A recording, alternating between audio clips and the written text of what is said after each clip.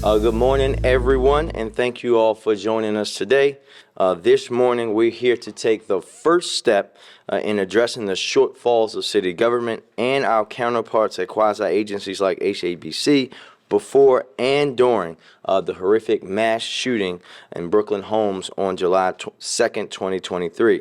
This morning, we officially released a combined after-action report that examines what each agency who are represented here today either did or, most importantly, did not do. That very night when I arrived on scene, I began having a conversation with our Chief Administrative Officer, Faith Leach, and Commissioner Worley that we needed a detailed, unabashed accounting of what led to this mass shooting and how we responded to it. As the events of that night and the following days unfolded, it became clear that the accounting should be inclusive of every city agency who played a role. I wanted to make sure the assessment we would ultimately produce was comprehensive and uncompromising, utilizing best practices that have been developed after other mass shooting events like Vegas or the Pulse nightclub shooting in Florida. And that is what I feel we have with this document. This mass shooting is one of the most painful chapters in our city's history, which has had more than its fair share of painful chapters. We lost 2 young lives. Aaliyah Gonzalez, whose mom I've spoken to several times and who came to share her story of pain and hope for our city last night at our community engagement meeting. Khalees, who should be going about their lives and pursuing their dreams. Instead, their families join the dozens and dozens of others who are dealing with the trauma of this event and the devastating impact that it will have on them and our city forever.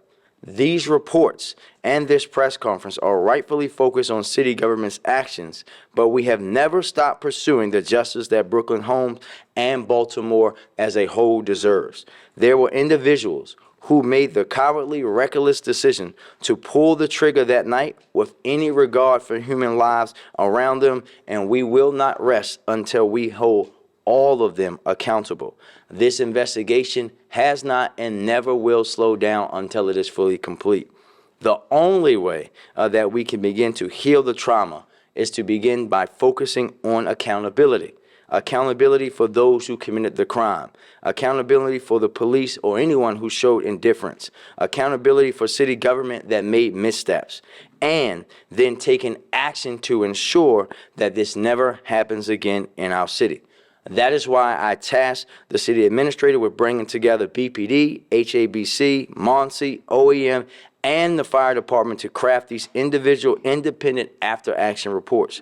I was also clear that while I wanted a detailed accounting of mistakes made and actions taken or not taken, I also wanted each report to identify clear recommendations on actions that city government should be taking. I want to be explicit with all Baltimoreans. We are setting a path forward with the goal of ensuring every mistake outlined in these reports is never repeated. The document also begins with a memo drafted by the city administrator, which arose from her efforts leading this process and includes other recommendations, which are in addition to the ones that each agency report focus on: interagency collaboration and coordination. I will pursue these recommendations immediately and ensure they are implemented as swiftly as possible. There are more than a dozen of these recommendations included in the compiled document, but there are a few that I want to lift up. 1, we will be convening the Brooklyn community specifically to provide space for a dialogue about these reports, their findings, and their recommendations. 2, we will be continuing our efforts to wrap our arms around that community by continuing and, in some cases, expanding the services that our teams have been diligently providing since July the 2nd. 3, we are expanding the way that agencies communicate with each other and with the community about events around the city, both permitted and unpermitted. 4, we are taking another look at what state legislation we can pursue that may have an impact on this event, like changes to home monitoring systems that we know has consistently been an issue in Baltimore City. I mentioned this briefly at the beginning, but it's important to note that Through this process, the agencies ran their own after-action report efforts and independently drafted them. You'll notice as you review the document that each of the reports have retained their independent identity, and that was done intentionally because this is about each agency looking internally at themselves. Because of the scope and the length of this report, we're not going to be able to get to every detail included in them, so I've asked each agency here to discuss the process that their team went through and note a couple key highlights, and we will jump into questions after that. We'll begin with Commissioner Worley. Yes, sir. Good morning. Thank you, Mayor Scott and other members of the Cabinet who have joined us here today. In the early morning hours of July 2nd, Mayor Scott, Chief Administrative Officer Leach, and I were on the scene of Brooklyn, and we vowed to find out what happened, how it occurred, and why, and to fix it. Within 24 hours of the incident, I directed our Compliance Bureau, led by Deputy Commissioner Eric Melanson, to launch a comprehensive after-action report into everything that occurred before, during, and after the incident. We know we made mistakes. It was important that our after-action report not only mentioned those mistakes, highlighted those mistakes and the shortcomings, but also provides recommendations to improve and learn from. We will continue to fix what went wrong and ensure better responses and strengthen our relationships within the community to ensure something like this never happens again. In the midst of completing our report, we also uncovered actions of some personnel after the incident that were heroic and will be addressed and identified, and those officers will receive recognition. I want to be very clear, this report is the very first process. It was done and put out. There are now internal investigations that are taking place as a result of this. We're still going to continue to gather information. We'll investigate any additional information that comes to light with the goal of making the department better. At the same time, our detectives continue to work around the clock on the criminal investigations. Any reports of this investigation winding down are simply untrue and, more importantly, irresponsible. We will continue to work with our local, state, and federal partners during this investigation. Today, I want to announce that the reward for information related to this incident has been escalated to $88,000. My hope is that this comprehensive review provides transparency and helps the department continue to build trust with the residents and with the public overall. I will end that BPD will and can do better. Thank you for this time. Now I'll turn it over to the Housing Authority Chief. Good morning. I want to thank the mayor. I want to thank Mayor Scott and his team for taking the important steps to look at the incident that happened at Brooklyn Homes on July 2nd. First and foremost, we must not forget the individuals and families who have been deeply impacted by this incident. Our hearts and prayers continue to be with every victim, family members, and resident. It has been a challenging time for Baltimore City. As we continue to help the community heal, it is important that we reflect on our response and actions immediately following the incident. We conducted an internal review and identified key findings and recommendations for the agency. Our review has been incorporated into the city's larger report, and it is also available on our website. As we continue to look at the recommendations that we provided through our team, the team was started doing their analysis the time we hit the ground. We realized there were several key items that we needed to address. Number one, security. As you all know, the Housing Authority no longer employ a police department. However, we have since engaged armed security through contract services, and as of 8/1, those services are being provided at Brooklyn Homes.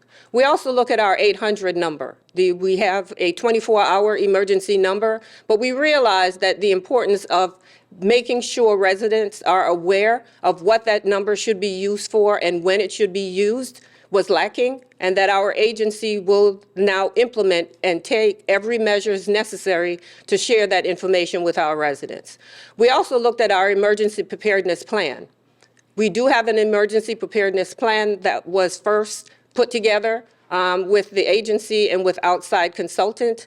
We realized that there was a gap.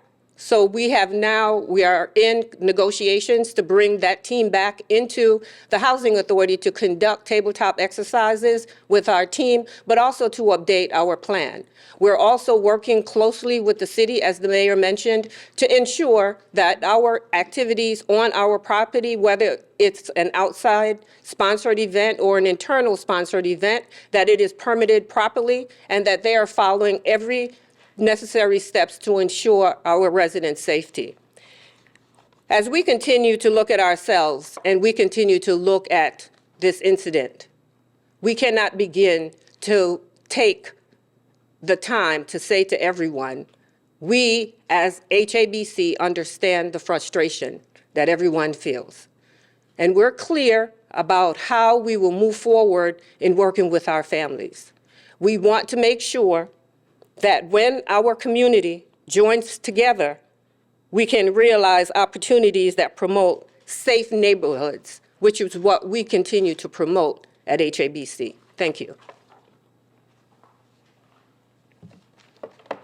Good morning, all. My name's Stephanie Mavronis, Interim Executive Director of the Mayor's Office of Neighborhood Safety and Engagement.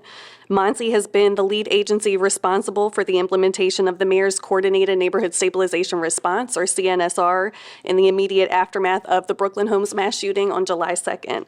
My agency's After Action report centers on that activation in Brooklyn Homes, as well as the role of violence intervention work, both at Brooklyn Day prior to the mass shooting and in the weeks after the incident. First, I want to take this moment to publicly thank all of the more than 60 community-based partners, service providers, and city and state agencies who immediately mobilized to provide resources and support to the Brooklyn community, including our Safe Streets staff, who continued showing up for this community while dealing with their own trauma from the incident, to render support for their neighbors and work to shift cultural norms associated with the acceptability of gun violence. In the initial weeks post-incident, our team touched over 370 individuals based on sign-ins, and we estimate that that number is actually much larger when we think about some of the general outreach that our team was engaged in during that CNSR activation. This was and needed to be a massive undertaking to address the immense amount of trauma in the community and qualifies as MONSE's largest CNSR to date. In our After Action report, the public can expect to find an outline of what went well, as well as opportunities for improvement, findings and recommendations that were the result of our team conducting an intense feedback process after the first week and a half of our stabilization efforts. Although the 45 days of immediate stabilization have passed, MONSE will continue to work with local organizations in Brooklyn, faith leaders, and other providers to remain engaged and support community-led event planning for Brooklyn Homes residents. Much of this work, as we outline in our report, has already begun. There's no end date to our community support, and we thank the Brooklyn community for their honesty, candor, and trust in the past 2 months. I want to end by recognizing that while this incident has greatly traumatized many direct and indirect victims within the Brooklyn community, as well as the entire city of Baltimore, we will not stop working to facilitate healing, address residual trauma, and move forward as a village to improve the safety of Baltimoreans regardless of zip code. I'm proud of the speed and diligence of my team, who activated in a matter of hours and immediately brought resources into this community to help stabilize. I'm proud of the unprecedented magnitude of partnership and collaboration with our fellow agencies, including the police department, OEM, the fire department, and housing authority, to support this community. And I remain proud of this administration's steadfast commitment to tackling violence by focusing on integrated solutions, including mediation, violence intervention, victim services, alongside traditional law enforcement. It's important to remind Baltimore that prior to this administration, there was no central place where victims of gunshot or secondary victims of violence could go to receive victim services. That's changed, and we saw agencies responsible for victim services, from MONSE, BPD to State's Attorney's Office, on site working together to effectively serve Brooklyn Homes residents.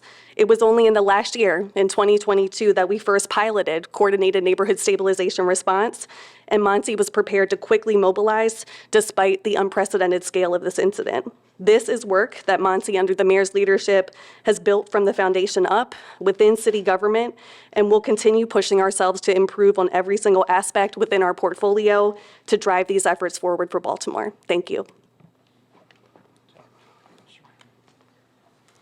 Good morning. My name is James Wallace. I'm the acting chief of the fire department. As acting chief of the department, I'm speaking on behalf of the department as well as the Office of Emergency Management.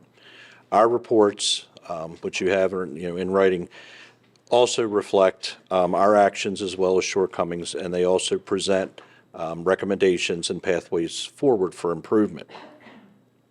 They are formatted in a series of timelines. They're reflective of actions taken by our 911 call takers, our dispatchers, our field providers, incident commanders, and importantly, our mutual aid partners. Our reports encompass timelines beginning with initial 911 data, and they conclude with the sustained recovery efforts in the Brooklyn community over subsequent days and weeks. Data collected is based on two factors: CAD data and employee interviews. Upon receiving initial notifications and dispatch of this incident, our EMS and fire suppression resources were on scene within minutes. This was an extraordinarily difficult and complicated incident scene, as it not only encompassed the Brooklyn Homes area, it also expanded over to Harbor Hospital. Although patients were scattered initially throughout a 6 square block area, we were quickly able to identify each and every patient that warranted care, assessed and immediately transported them to more definitive care. I want to thank our fire and EMS personnel for their quick action under extraordinary conditions, and I also want to express my thanks to our mutual aid partners, our state partners, our private partners, and especially our hospitals. We'll continue to review our after-action report. We will continue to take a deeper dive into the data we have, and we will improve things moving forward. I'm extraordinarily proud not only of the initial response, but of the Office of Emergency Management for their actions moving forward in support of Monsi and Mayor Scott's administration in subsequent days. Thank you. Thank you, everybody. And now we'll begin taking questions. We're going to begin by prioritizing a question and a follow-up from each outlet to make sure that everyone can get their question in, and then we'll do additional questions after that. We're going to start with the Baltimore Sun. One of the things in the equity assessment part of BPD's report mentioned that residents felt like if this had taken place in a white neighborhood, that the response would have been swifter and more strategic in dispersing a crowd. This question's for the acting commissioner and for the mayor. Do you think there's truth to that, and how do you fix that? Well, I think that we know when you think about Brooklyn, you think about Southern District, when you think about police districts in Baltimore, we know that there's been inequity. In fact, that's the reason why I've been leading the efforts to redistrict Baltimore police districts for more than a decade, because we know neighborhoods where police listen. The truth is that redistricting went into a week after this happened. Brooklyn was served by one patrol officer for all those many years, right? Handling 17% of the calls for the entire Southern District. That is inequity at its finest, and that's why we were already leading on that work of changing that, and now it has three post officers that are responsible for that neighborhood that allows for it to be policed in a more equitable way. This isn't something that I waited for this unfortunate mass shooting to happen to address. It's something that I've literally been addressing since December the 8th, 2011, when I was first sworn in, because we know that policing in Baltimore had been done inequitably for decades because we hadn't redistricted our districts and allocate our resources in a different way since 1959, right? We are talking about systemic things, and we know that Brooklyn is a mixed neighborhood. I know the commissioner knows that more than most because he lived there, but we know that neighborhood had been served inequitably for many, many years, which is why we were leading on those changes even before this event. Yeah, and the only way you can fix a problem is if you identify the problem and know the problem and come up with solutions. This was just the first. This was a very small, quick study. We need to do a more in-depth study of not just the Southern District, but the entire city to see if these inequities are occurring elsewhere, and we need to fix them. The good thing, like Mayor Scott said, is with the redistricting, we've balanced out the workload so that this doesn't happen. Like the mayor said, the Brooklyn Homes car was one car, handled over 8,500 calls for service in 1 year, which was 17%. The average that any call should have handled in the Southern was 7. So they were handling more than double the calls, which means they were running from call to call. And that's still not an excuse, but we identified the problem. We want to fix the problem. The only way to do that is by having our equity officer look over the entire city and continue to work to improve everything.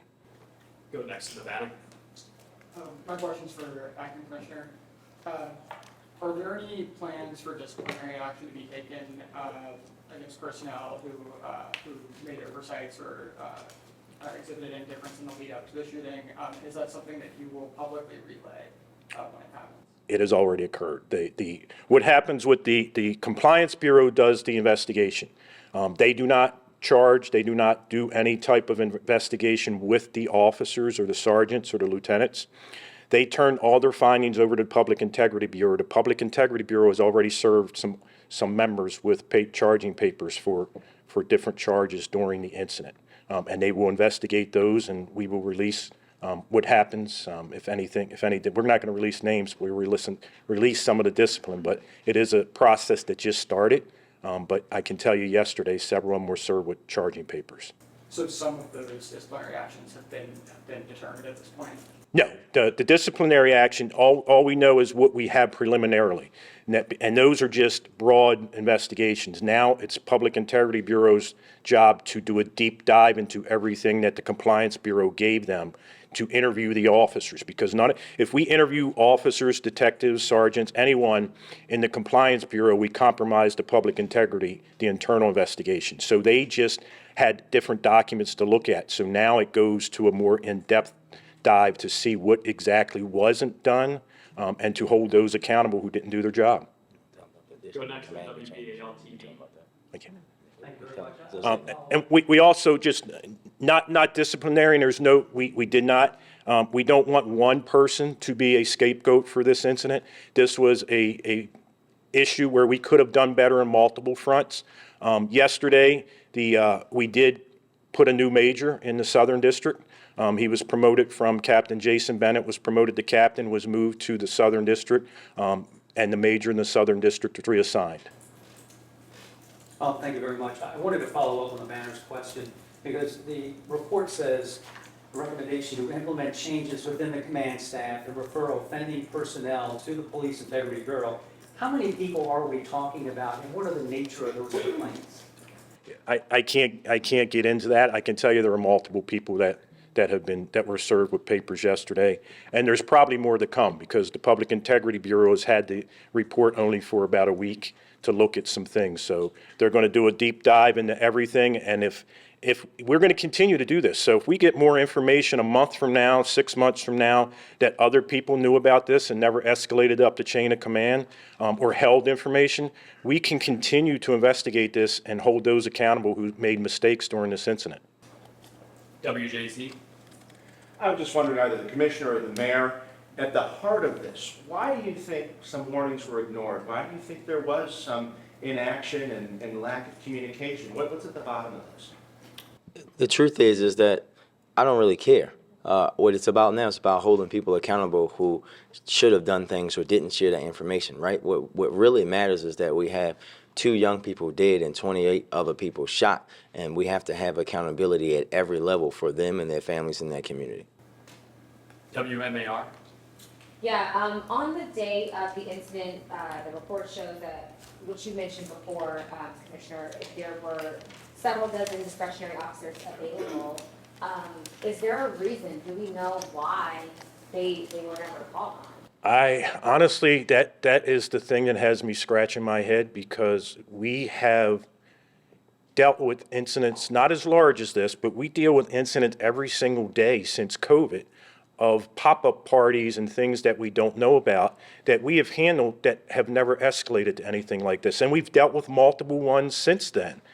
We know how to handle this. We give a cease and desist order to the person who is organizing the party, and we break the party up. Why we didn't do that here, that's why the investigation is ongoing.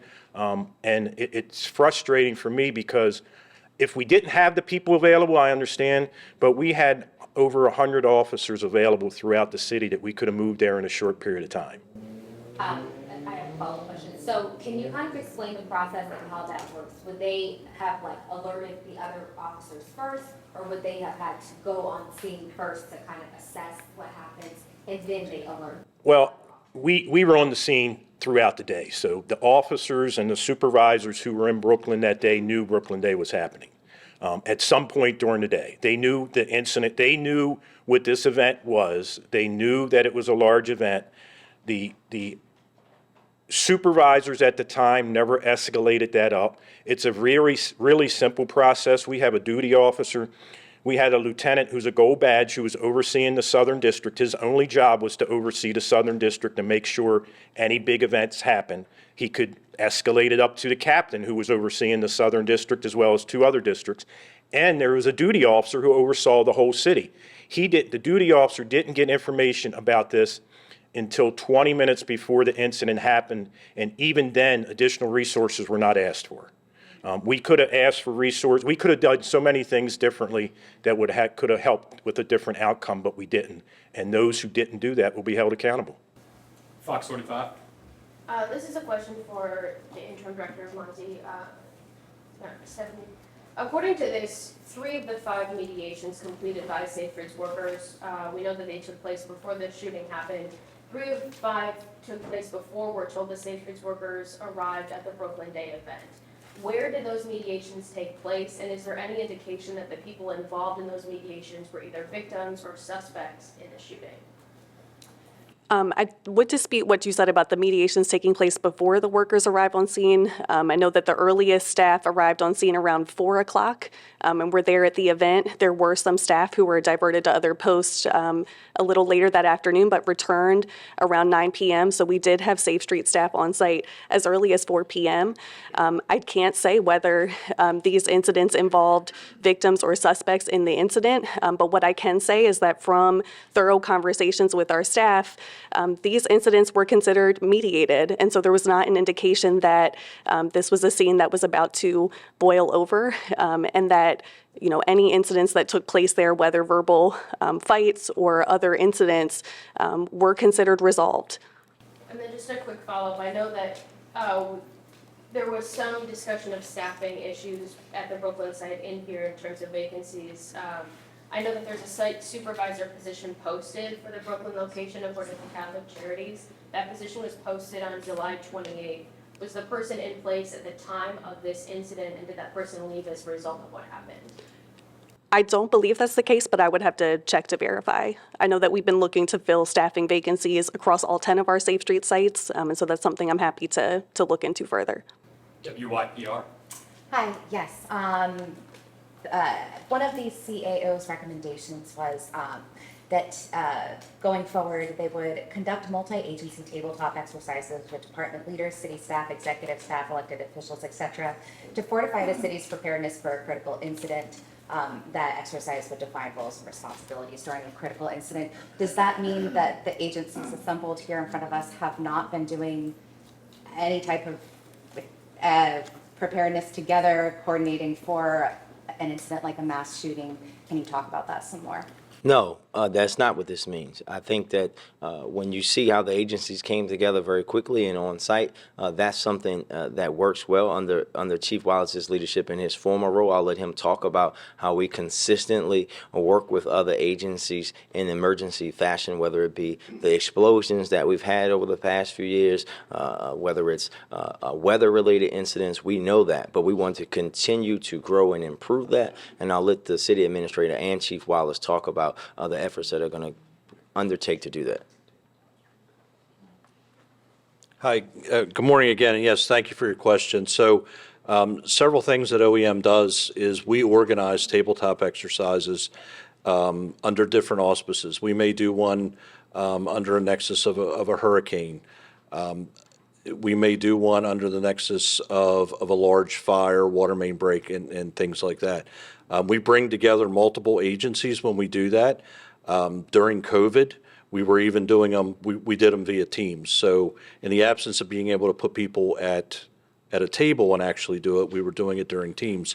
The other big initiative that's been going on now for well over a year has been bringing in external training sources into the city and opening up the training not only to all city agencies, but to our partners in the sports venue and some of our college venues. So our efforts to provide ongoing training are, have been consistent throughout my 3 years in OEM and remain consistent today.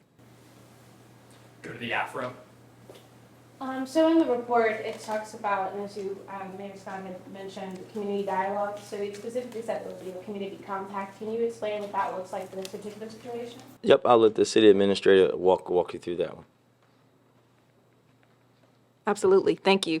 So this recommendation just speaks about us co-producing the immediate actions with the community, right? So this isn't something that the administration will do alone. This is something that we will do in partnership with the community. And so they will determine what that community compact looks like, what's included in the community compact. There could be goals and or commitments that are outlined in that compact that the police put forward and or that the community puts forward. So this will be ongoing work that we will do in conjunction with the community.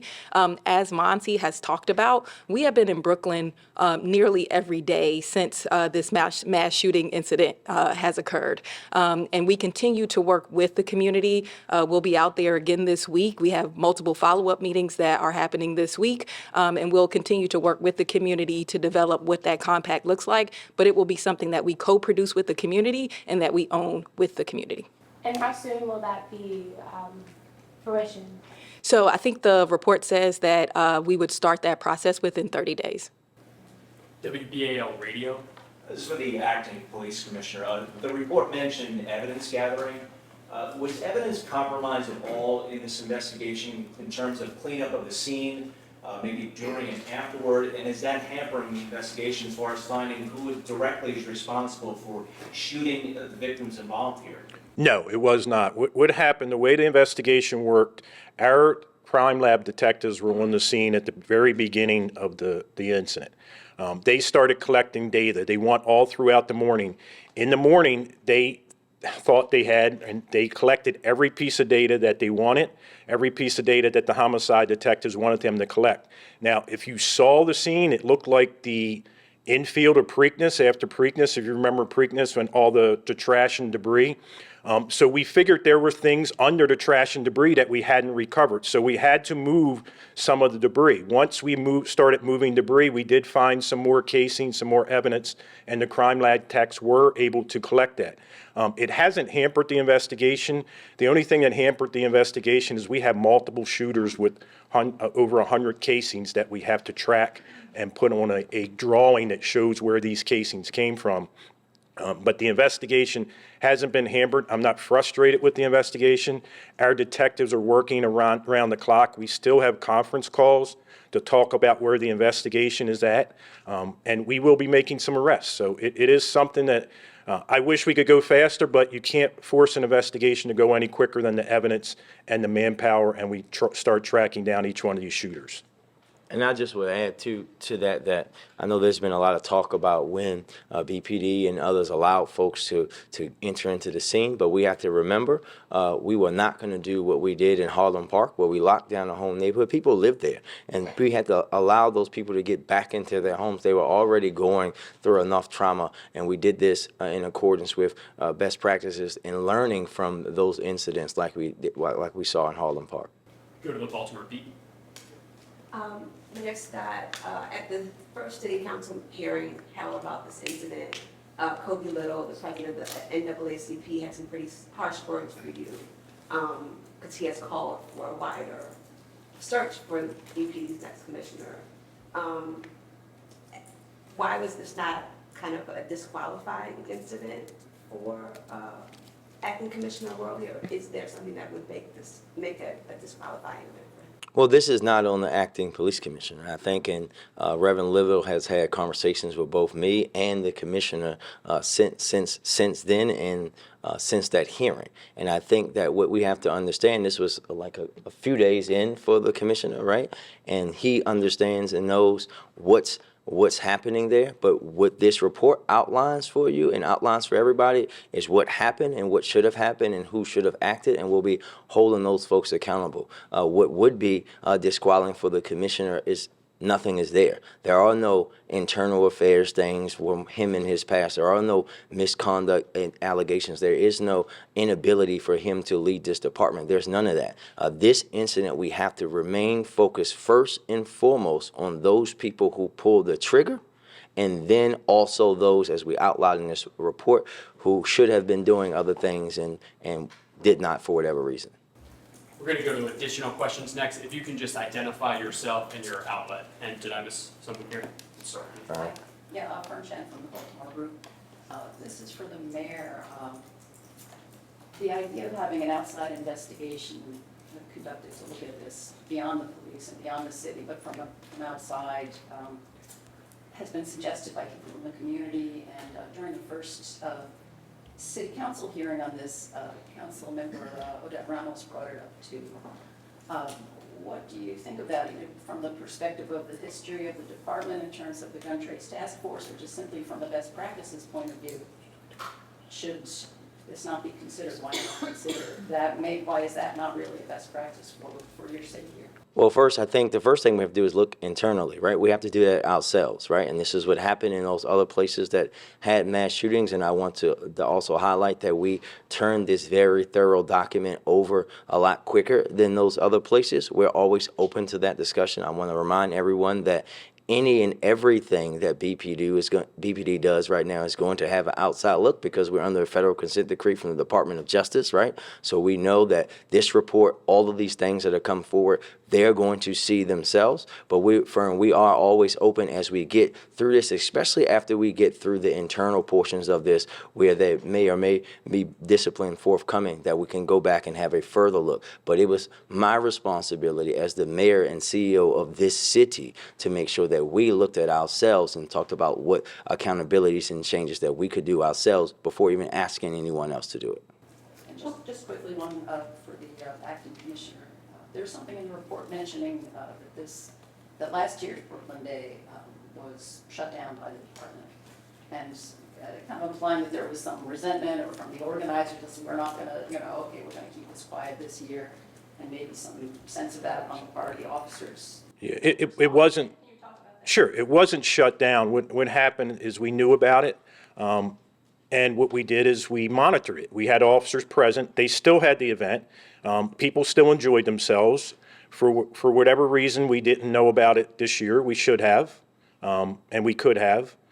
We had chances all during the day to do the same thing, and we missed those chances, and we now have to hold ourselves accountable for it. One thing I told you at the hearing is, I'm going to be honest with you. This report tells you what we did and didn't do and what we could have done. I can't be any more honest than to tell you we made mistakes and that we'll fix them. And those who made those mistakes will be held accountable. I have a question for the Housing Authority. I'm Darcy Costello from the Baltimore Sun. So the after action report for the Housing Authority talks about how there wasn't authorization in advance and the hotline didn't get calls during the event or leading up to it. But the fact is that there were hundreds of people gathering on a Housing Authority property, and the agency seems to not have been aware of that at all. Is that a gap that needs to be addressed? What are you guys doing about that? Well, I think what I wanted to make clear, we are a public housing agency. So we don't have live-in janitors or staff living on site as they would in market rate properties where you have live-in janitors, live-in managers. We don't have that. Our staff went home on Friday at 3 o'clock. They were not due back to the site until Tuesday morning, 8 o'clock.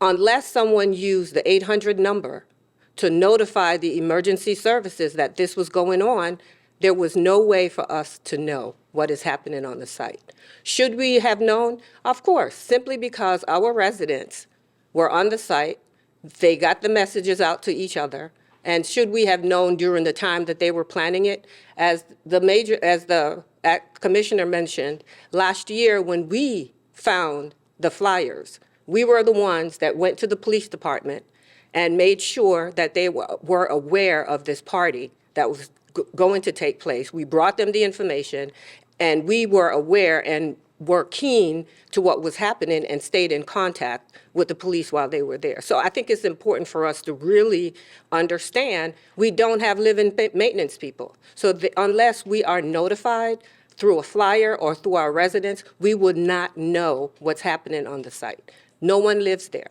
And is the security contract kind of meant to also address that? Yes, it is. The security contractors are working double shifts. They start 3 in the evening and they go until the next morning when staff get on site. So we have covered that with the paid security contractors. Go to Lisa from the. Also, I've heard a few housing advocates express concern about some comments you made about possible punitive measures, evictions, worried that these might harshly impact people who are already traumatized following this. Can you talk a little bit more about whether that's still kind of one of the things that you guys are reaching for? Is that something that's on the table for you? So first of all, I just want to be clear that I have never said anything about evicting residents. We are putting processes and policies in place to ensure that people are held accountable when they are not following the lease or the continued occupancy policy. Yes, we are putting those things in place because it's important for us to make sure that we have rules and regulations at these sites. That's the only way we can manage properties that house so many people. So I never said we were going to evict anyone. It was, I don't know where that reference came from. That is not our intent. So with these, Yeah, I was kind of following up, are the organizers of this party not subject to eviction? Are they not being considered for eviction? So just to be clear, what we're doing, as I mentioned before, we have MOUs that we enter into with our families. Okay, and so from an MOU standpoint, we meet with families, we talk about where they breached their lease, and we talk about what they need to do to ensure that the continued occupancy stays in place. So we're not evicting anyone. We are meeting with families to let them know that we, as the housing authority, understand that there were some breach in our lease and that we want to work with them moving forward. We're not evicting anyone. If any eviction happens right now in the housing authority, it's for non-payment of rent. That's what we're moving forward on. David. Thank you, David Collins, WBILT. I want to follow up on a Safe Streets question. Safe Streets had good intel that the event was happening and mediated, as has been pointed out already, trouble between groups. Will policy changes be made to get this type of information to authorities without jeopardizing or compromising Safe Streets' mission? Thank you for that question. The after-action report and the recommendations from MONSE do outline proposed language for changes that we're looking to put in place with our nonprofit providers, as well as with our Safe Streets sites. We want to make sure there's very strong two-way communication between city government and Safe Streets. Unfortunately, as the acting commissioner has shared, the department did have awareness of this event, and we know that flyers were circulated in the community at least by late in the month. And so we want to make sure that we're able, moving forward, to have very strong intelligence between Safe Streets and the Mayor's Office of Neighborhood Safety and Engagement so that we have the proper situational awareness. And Stephanie, just as a follow-up, how would that work? I think we outline a few things. Our team already provides strong technical assistance to Safe Streets, and so we meet with sites on a weekly and sometimes daily basis. So we are in communication. As you can see in our outline recommendations, there are a few proposed policies that we're considering right now with our sites. So that would look like everything from awareness of an event that's going to have more than 50 people or more, sharing that information with us. If there's prior intelligence about the potential for conflict at an upcoming event between, let's say 2 groups that potentially have challenges with each other, that's the kind of thing we want escalated. And particularly in real time, if there are concerns about a large event, for example, where the capacity for our Safe Streets violence interrupters to mediate is not possible, or we're getting at the top of their capacity, we want them to immediately escalate that to us so that we can figure out the best way to move forward. So those are some of the things. Just a quick follow-up on that, Stephanie. We heard you talk about that at the first news conference. I think this is only the second time we've had the opportunity to ask questions to all of you about this. We heard you talk about the plans for expanding the escalation criteria and updating the standard operating procedure manual. That was last month. We're still here talking about the idea of possibly implementing that. How much longer will the community wait for these changes to be made? We're making changes immediately. The recommendations include a proposed policy, and so we're in the process right now of finalizing that. But we're absolutely having conversations with our Safe Street sites about what that needs to look like.